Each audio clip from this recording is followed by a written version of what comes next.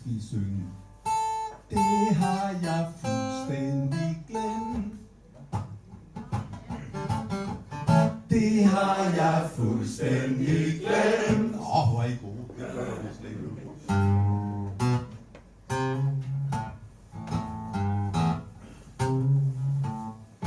Den sidste gang jeg så dig, har jeg fuldstændig glemt. Jeg kan slet ikke huske, jeg fulgte efter dig hjem. Da du grinede og sagde, du bare fornem. Det har jeg fuldstændig glemt. Det har jeg fuldstændig glemt.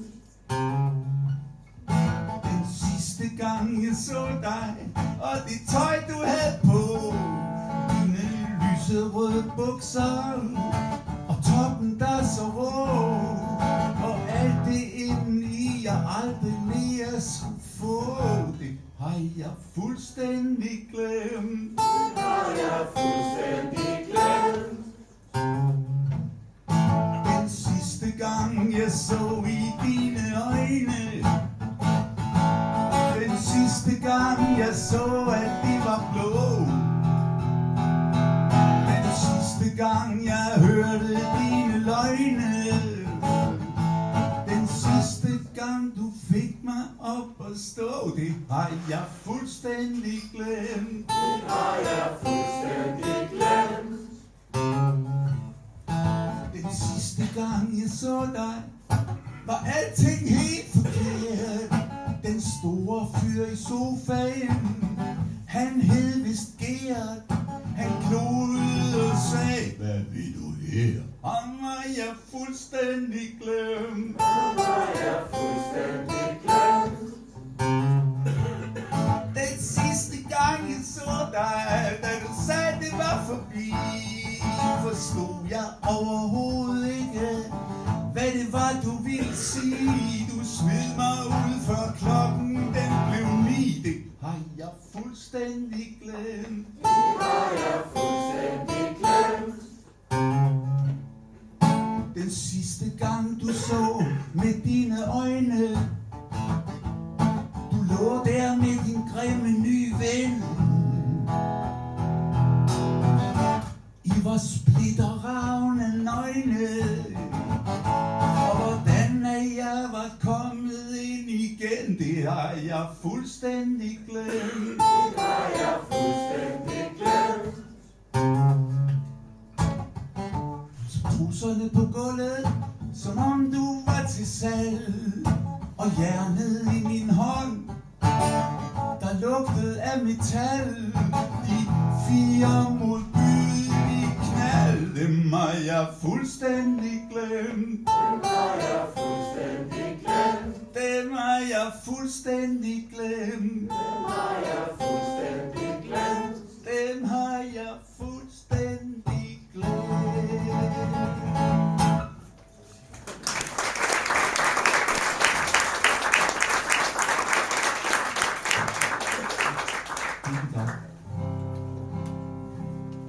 Er der nogen, der har stået på bussen i bagsvær? Ja. Fedt. Det har jeg også. Jeg havde været inde og se AB spille. Bagsvær, det der er sådan nogle høje gladsakser og sådan noget, ligger lige nede. Men hvis man så forestiller sig at træde op i en bus i bagsvær, og så kommer man op, og så står der, nej det gør der ikke, der sidder en mand ved rattet, sådan en, ikke helt hvid i hovedet kan man sige, og så med sådan en ordentlig turban på. Så, jamen, så bliver jeg sat hen til en anden tilstand.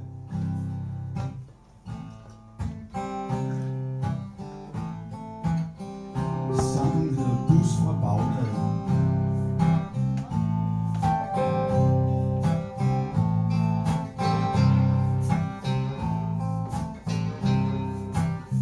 Natten koger,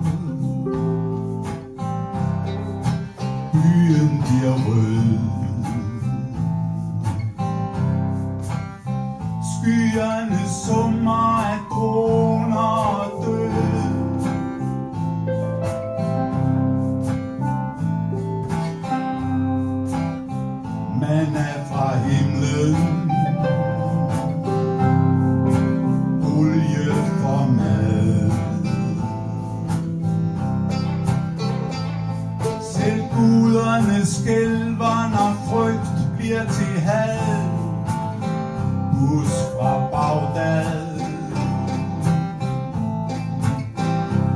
Bus fra Bagdad.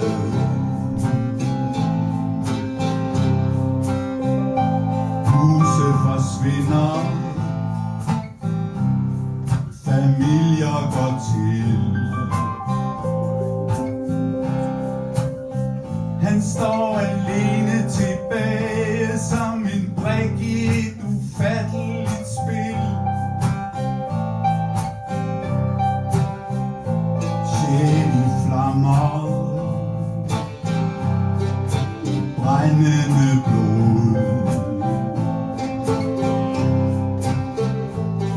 Når fjenden er usynlig, hvem kan man så kæmpe imod? Bus fra Bagdad. Bus fra Bagdad.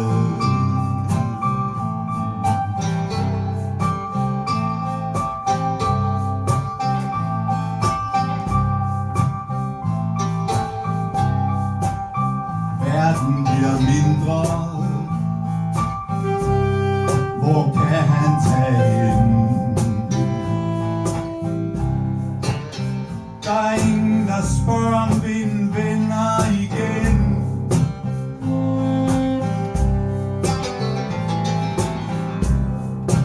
Grænserne lukker. Bomme går ned. Hvor han havner, er der ingen, der ved. Bus fra Bagdad. Bus fra Bagdad til Bagsværd. Bus fra Bagdad. Bus fra Bagdad til Bagsværd.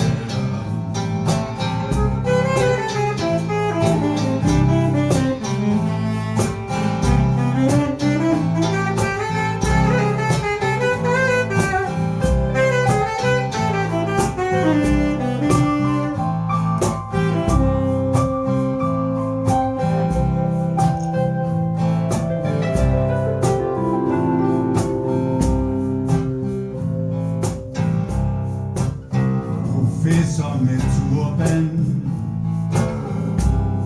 forklædt som chauffør. På ukendte veje, hvor han aldrig har kørt. Bus fra Bagdad. Bus fra Bagdad til Bagsværd. Bus fra Bagdad.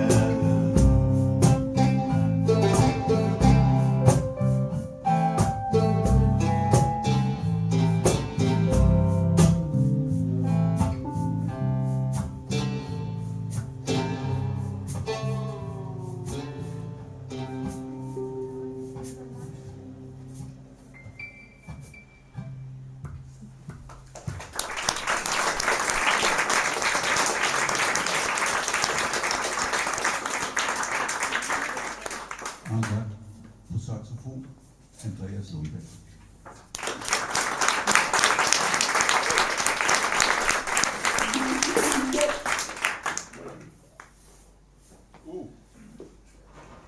Kommer der noget erhvervsvejledning for viderekommende?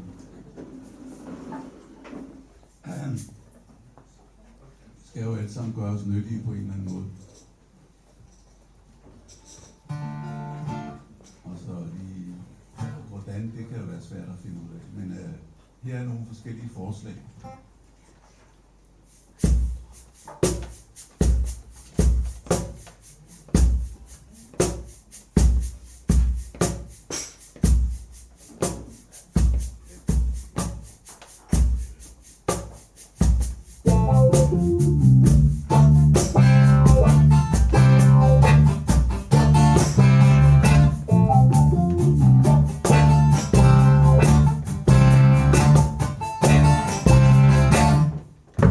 Jeg tager mig af de gamle, når deres børn har alt for travlt. Jeg vasker dem i røven, og jeg tørrer deres savl. De længes efter dem, de kender, dem de holder af. Men det er mig, der snakker med dem hver eneste dag.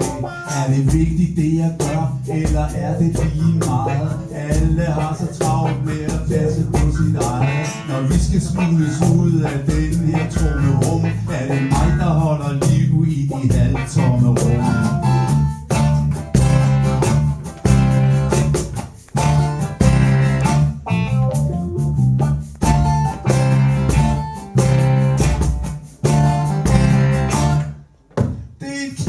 I kantinen og lave mad til 1000 mand. Stege frikadeller og gør kyllinger i stand. Husk at vaske hænder og få håret pakket væk. Frityrstanken hænger ved, og chefen han er fræk. Han spørger om jeg vil med i seng, og kunne jeg da ej. Hvis han bliver ond i sulet, kan det være han fyrer mig. Så jeg må hellere knokle videre og lade som ingenting. Der er nok der vil have jobbet, så bare kom i seng. Slaveriet er forbi. Nu kan alle blive rige. Hvis vi bare knokler på, er der ikke noget vi ikke kan få. Men jo vigtigere vores arbejde er, desto mindre er det værd. Så jeg spørger dig bare, min ven, har vi fået slaveriet igen?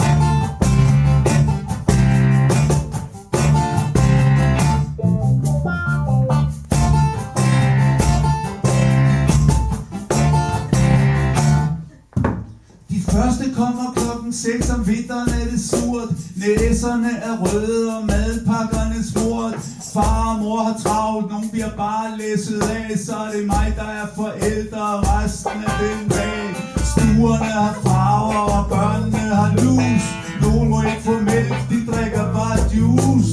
Og 30 børn kan larme over 100 decibel. Og 10.000 hører jeg først derhjemme hos mig selv.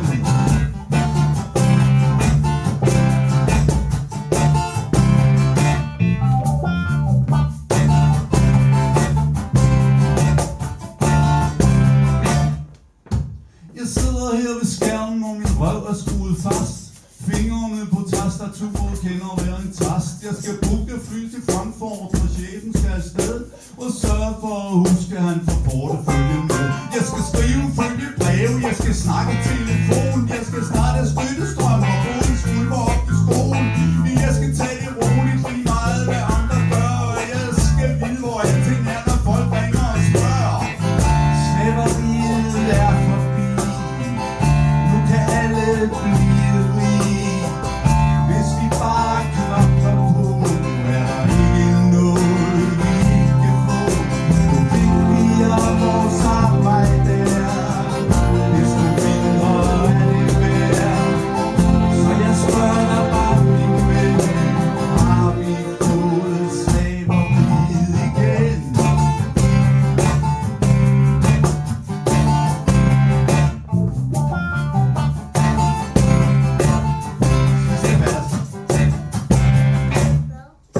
Mine vagter starter tit, når andre de får fri. Jeg styrter rundt på stuerne med hvide senge i. Jeg skal tage det roligt, når du er ved at dø. Og skadestuen nærmest er en blodig bagerkø. Kanyler, de skal stikkes ind, kateter trækkes ud. Men så er der en, der spørger, om jeg tror, der er en Gud. Jeg doserer oxynorm og cetor i præn. Hvad skal jeg med løn? Jeg er mit sygeplejegen. Slaveriet er forbi. Nu kan alle blive rige. Hvis vi bare knokler på, er der ikke noget vi ikke kan få. Jo vigtigere vores arbejde er, desto mindre er det værd. Så jeg spørger dig bare, min ven, har vi fået slaveriet igen?